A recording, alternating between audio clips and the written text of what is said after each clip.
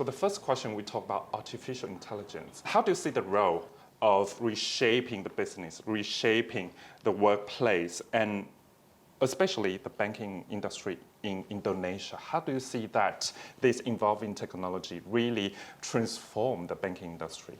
Well, this is definitely something that will change the landscape of the business, not only in the banking sector, but I think in all other businesses as well.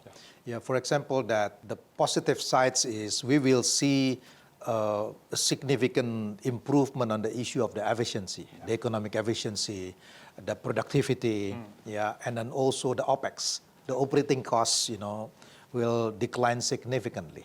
So I think this on the positive note, I would say that this will have a very positive impact on the increasing the productivity.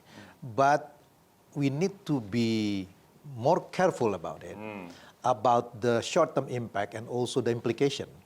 The first one is the question about the ability for some companies, also countries, to adopt this AI, because this will require a significant improvement of the quality of the human capital. The second aspect is the challenge for the regulators, because with the AI, the product cycle is getting shorter and shorter. If the government launched the policy, it's probably going to last only about 6 months or 1 year, because after that is no longer relevant.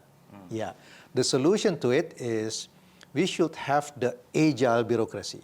Yeah, 2 points are very important. You talk about, of course, it's the reskilling, upskilling programs that the company or maybe the private sector and public sector can help the workforce in the society to get more ability to use or to utilize the artificial intelligence. Another point, of course, agile bureaucracy. This is very important. But do you think that's practical then? Because of course you were the finance minister, you were working in finance ministry. Do you think that agility part is practical, is feasible to, of course, to incorporate the artificial intelligence in public sector or even in private sector too? We have to do it because the public will have an access for the AI as well. Yeah. So if you issue a regulation, then people can easily, we can see whether your regulation is consistent or not.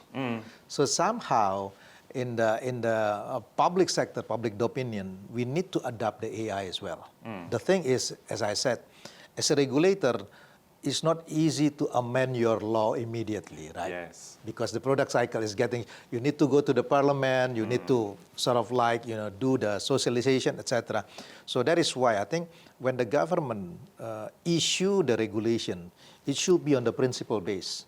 Otherwise, you need to amend the law at every time, right? Yeah. So in terms of producing law, we just focus on the principal issue rather than the agree on rules. The potential escalating trade war between two superpowers there might affect the economic growth in Southeast Asia. And as in, of course, Indonesia's new president, President Prabowo Subianto, there to talk about a GDP growth of 8% to become a high-income country. And Thailand, of course, is aiming at a high-income country status by 2030. But actually, World Bank told me that Thailand needs 7% GDP growth per year until 2030.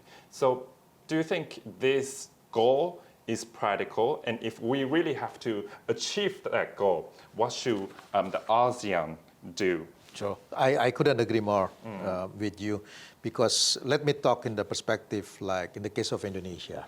Yeah, we grew around 5% in the last 10 years, which is pretty good from the perspective of the global standard. But I would say this 5% is not enough, because by 2050, Indonesia will start to enter the aging population. Yes. Similar to many countries in Southeast Asia, I believe. So before you enter the aging population, it is very important you accumulate wealth. Otherwise, there is a risk that to get old, too old to get rich. Yeah, then become very difficult. That is why you need to accelerate the economic growth. In the case of Thailand, you mentioned about 7%. In the case of Indonesia, it should go around above 6, 7, or even 8% by the end of administration.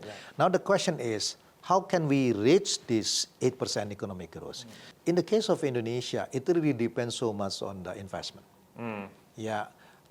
My estimate is if Indonesia would like to accelerate the economic growth by 8%, we need the ratio investment over GDP around 50%, 54 to 50 to 54%.